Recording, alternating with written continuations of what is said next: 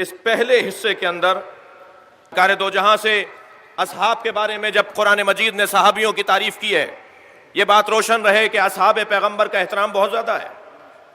میرے مولا علی نے پورا خطبہ دیا ہے صحابہ کرام کے بارے میں۔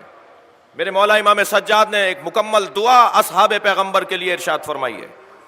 امام جعفر صادق کی 25 سے زیادہ حدیثوں کا میں مطالعہ کر چکا ہوں، جس میں اصحاب پیغمبر کی میرے معصوم امام نے تعریف کی ہے۔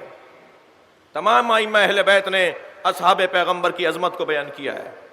اصحاب پیغمبر کے بارے میں منفی سوچنا، منفی بات کرنا، یہ کسی شیعہ کی نہیں، کسی مسلمان کی علامت نہیں ہے۔ کوئی شیعہ نہیں ہو سکتا جو صحابہ کا احترام نہ کرتا ہو۔ صحابہ کرام کا مقام بڑا بلند ہے، بڑا عظیم مقام ہے ان کا۔ البتہ چند باتیں بہت واضح اور روشن ہیں۔ انسان کے ساتھ نفس لگا ہوا ہے، انسان کے ساتھ دنیا اور حب دنیا لگی ہوئی ہے، انسان کو مکمل شیطان کے حملات کا سامنا کرنا ہوتا ہے، انسان کے ساتھ مسلسل شیطانی حملات ہوتے ہیں۔ لہذا معیار اور کسوٹی یہ ہے کہ ایمان پر مرا ہو۔ معیار میری اور آپ کی بھی کسوٹی یہی ہے۔ میرا اور آپ کا ماضی ہونا، ماضی کا اچھا ہونا، ماضی تابناک ہونا، ماضی اچھا ہونا، یہ معیار نہیں ہے۔ معیار یہ ہے کہ میرا مستقبل اچھا ہو۔ اور فرمائیں سورہ مبارکہ بقرہ کے اندر ایک عظیم آیت ہے، ارشاد ہو رہا ہے یا ایھا الذین آمنوا اتقوا اللہ حق تقاتہ ولا تموتن الا وانتم مسلمون۔ اے صاحبان ایمان، تقوی کا حق ادا کرو اور خبردار اس دنیا سے نہ جانا مگر یہ کہ مسلمان جانا۔ مسلمان مرنا معیار ہے، مسلمان جینا معیار نہیں ہے۔ بڑے بڑے لوگ گزرے ہیں کہ جو مسلمان زندہ رہے، مگر کارنامہ یہ ہے کہ مسلمان اس دنیا سے جاؤ۔ یہ وہی آیت ہے جو جناب زہرا نے فدق کے مطالبے کے موقع پر مدینے کے دربار میں ارشاد فرمائی تھی، جو فاطمہ کو ناراض کرے وہ مسلمان مرتا نہیں ہے۔ خبردار اس دنیا سے نہ جانا مگر یہ کہ مسلمان جانا۔ تاریخ میں بڑے لوگ گزرے ہیں کہ جن کا ماضی بہت اچھا تھا مگر مستقبل برباد ہو گیا۔ توجہ چاہوں گا، زبیر کوئی چھوٹا نام نہیں ہے، طلحۃ الخیر کوئی چھوٹا نام نہیں ہے۔ ماضی بڑا اچھا تھا، مستقبل خراب ہوا ہے۔ خود عمر ابن سعد جو کربلا کے اس سانحے کا ذمہ دار ہے، جس کے پاس تمام شعبہائے لشکر تھا، جس کے پاس تمام ذمہ داریاں تھے، سعد ابن ابی وقاص صحابی پیغمبر کا بیٹا، بظاہر اختلاف روایات کی اقرار کے ساتھ تاریخ کی کتابوں میں لکھا ہے کہ امام حسین کے بچپن سے آشنا تھا، بظاہر ہم سن تھا امام حسین کا، جانتا تھا کہ عظمت حسینی کیا ہے۔ عصر عاشور کہا تھا کہ ذوالجناح کو تیر نہ مارو، میں نے نبی کو اس پہ بیٹھے دیکھا ہے۔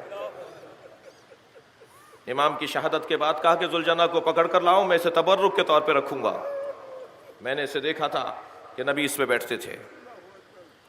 چھوٹا آدمی نہیں تھا، امام حسین سے ملاقات کرنے آتا تھا، امام سے ملتا تھا۔ جب حضرت کو معلوم ہوا کہ رے کی حکومت، رے کی گورنری کی خاطر اس نے میرے قتل کے معاہدے پر دستخط کر دیے ہیں کہ ہاں یہ کام میں کروں گا، تو امام نے اسے پیغام بھیجا تھا، اور عاشور کے دن اس سے خطاب کے درمیان بھی اسے دہرایا تھا کہ تجھے رے کے جو کے دانے بھی نصیب نہیں ہوں گے۔ جو پوری رے کے اندر جو کی کاشت ہوتی ہے، تجھے جو کے دانے بھی نہیں ملیں گے۔ اپنے اس ارادے سے ہاتھ اٹھا، چھوٹا آدمی نہیں تھا۔ خود عبد الرحمن ابن ملجم، تاریخ اس کی ماضی اس کا بہت تابناک ہے، لیکن آپ نے دیکھا کہ مستقبل برباد ہو گیا، آئندہ خراب ہو گیا۔ کسوٹی کیا ہے، پیمانہ کیا ہے؟ بڑے بڑے لوگوں کا احترام کس بنیاد پر مجھے کرنا ہے، اور کون سی کسوٹی ہے جس کی بنیاد پر مجھے احترام نہیں کرنا ہے؟ مجھے دیکھنا ہے کہ ان کا مستقبل کیسا ہوا، یہ مرے ایمان پر یا نہیں مرے، یہ اس دروازے سے وفادار رہے یا نہیں رہے۔ جب مولا علی کو دیکھتے تھے نا یہ زبیر، تو آنکھوں میں اشک شوق بھر لاتے تھے۔ ایک دن سرکار نے پوچھا، زبیر تم علی سے کتنا پیار کرتے ہو؟ کہا مجھے علی سے عشق ہے۔ کہا وہ دن کیسا دن ہوگا جب تم علی کے خلاف تلوار لے کر آؤ گے؟ کہ یا رسول اللہ میں اور علی کو ماروں گا؟ حضرت نے فرمایا تمہارا مزاج، تمہاری کچھ عادتیں ہیں جس کی وجہ سے تمہیں یہ تمہارا ایمان سلب ہوگا اور تم اس مرحلے پر پہنچو گے کہ علی کو مارنے آؤ گے۔ تو اس وقت میں زبیر کھڑا ہو گیا، کہا یا رسول اللہ دعا کریں میں اس سے پہلے مر جاؤں۔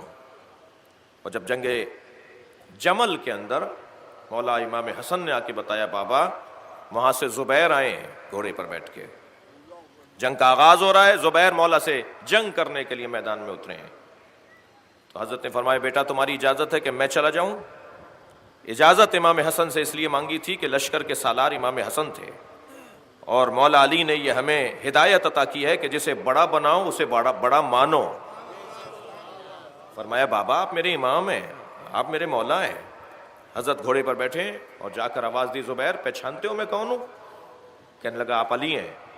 حضرت نے فرمایا فلاں دن فلاں تاریخ فلاں جگہ فلاں موقع فلاں لوگ موجود تھے جب پیغمبر نے تم سے کہا تھا کہ تم علی کے خلاف تلوار لے کر آؤ گے، تم نے یقین نہیں کیا تھا، تمہیں یقین نہیں آ رہا تھا، تم تعجب کر رہے تھے کہ ایسا کیوں کر ہو سکتا ہے۔ یہ وہی دن ہے، یہ وہی جگہ ہے جس کے لیے پیغمبر نے پہلے سے بتا دیا تھا۔ تلوار کو نیام میں رکھ کے گھوڑا موڑ کے جانے لگا۔ میں زبیر سے پوچھوں گا زبیر کہاں جا رہے ہو؟ جب تم پر حق روشن ہو گیا، جب تم پہ صداقت واضح ہو گئی تو لا تعلقی اسلام کی لغت میں نہیں ہے۔ اگر مجھ پہ روشن ہو گیا ہے کہ کیا غلط ہے اور کیا صحیح ہے تو مجھے حق کی جانبداری کرنی ہے، مجھے سچ کا ساتھ دینا ہے۔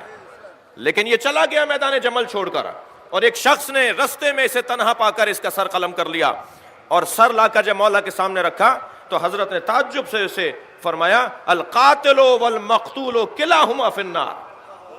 یہ واحد مقتول اور قاتل ہے جو دونوں اس وجہ سے جہنم میں جائیں گے کہ مارنے والا بھی بغیر امام کی اجازت کے مار رہا تھا اور مرنے والا بھی امامت سے خارج ہو چکا تھا۔ صلوات پڑھیں گے محمد و آل محمد۔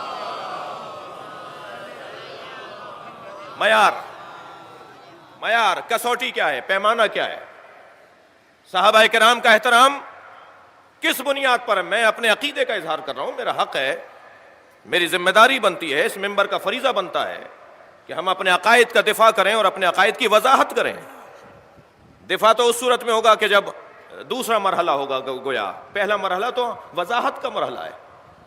میں یہ کہنے میں کوئی عار محسوس نہیں کرتا ہم نے تشیع پہنچائی نہیں ہے، ہم نے شیعت کو ابھی پیش نہیں کیا ہے، ابھی کربلا کا تعارف ہم نہیں کروا پائے، ابھی اہل بیت کی عظمت کو ہم بیان نہیں کر پائے، ہم نے پہنچایا ہی نہیں ہے کہ حسین کیا ہے، ہم نہیں پہنچا پائے کہ کربلا کا فلسفہ کیا ہے، اہل بیت کی عظمت ابھی پہنچی نہیں ہے۔ تو جب تک پہنچے گی نہیں تو کسی پر کیا اعتراض کہ وہ مانتے کیوں نہیں ہیں؟ مجھے پہلے مرحلے کے اوپر اہل بیت کی عظمت اور اہل بیت کے فضائل، مناقب، ان کی حیثیت، ان کی فضیلت عام کرنی ہے، آگے بڑھانی ہے۔ میرے مولا رضا فرماتے ہیں تم ہماری خوبیوں کو بیان کرو، لوگ خود بخود ہماری اتباع کرنے لگیں گے۔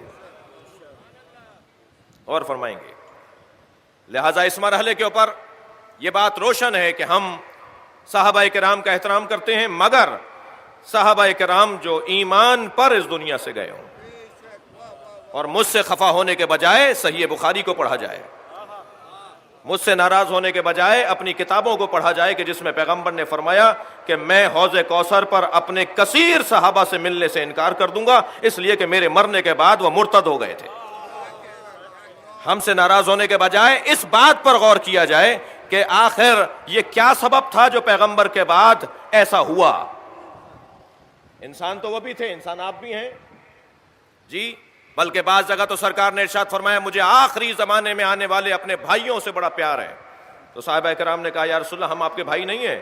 حضرت نے فرمایا جو آخری زمانے میں میرے چاہنے والے، میرا کلمہ پڑھنے والے آئیں گے وہ تم سے زیادہ فضیلت اس لیے رکھتے ہیں کہ وہ بغیر دیکھے ہوئے مجھے مان رہے ہوں گے جی، لہٰذا یہ بات روشن ہے۔ ایک اور بات کہتا ہوا، ایک جملہ آپ کی سماعت کو تازہ کرنے کے لیے ایک جملہ کہہ دیتا ہوں، ہم اصحاب پیغمبر کو مانتے ہیں، اصحاب حکومت کو نہیں مانتے۔ صلوات پڑھیں گے ذرا محمد و آل محمد۔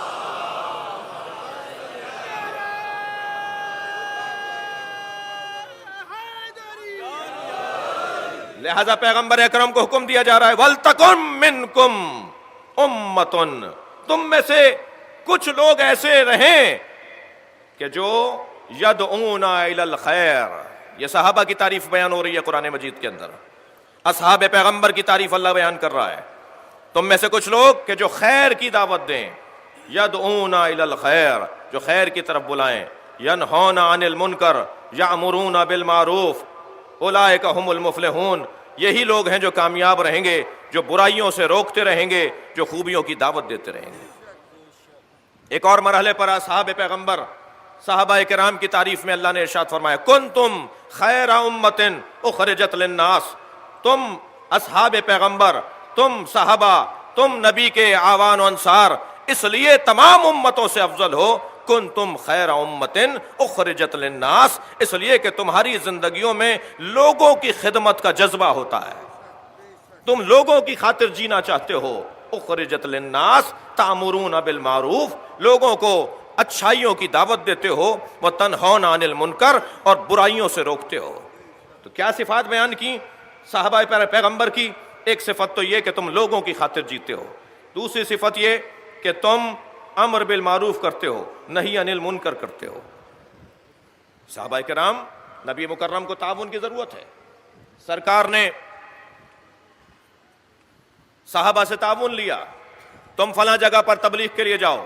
50 سے زیادہ صحابہ کا نام ہے تاریخ اسلام کے اندر جو نبی کی جانب سے مبلغ کے طور پر سرکار کے معین شدہ علاقوں میں روانہ کیے جاتے تھے، اور وہاں پہنچ کر وہ لوگوں کو اسلام کی دعوت دیتے تھے اور لوگوں کو دائرہ اسلام میں داخل کرتے تھے۔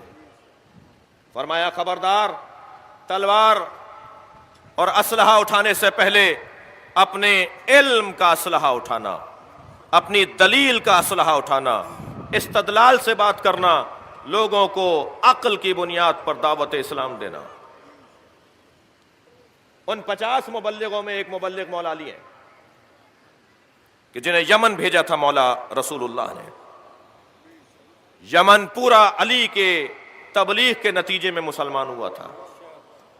حضرت مالک اشتر ایک نتیجہ ہے مولا علی کی تبلیغ کا۔ آج یمن کے اندر یہ جو حوثی قبیلہ ہے، یہ جو یمنی مسلمان ہیں، ان کا قصور کیا ہے؟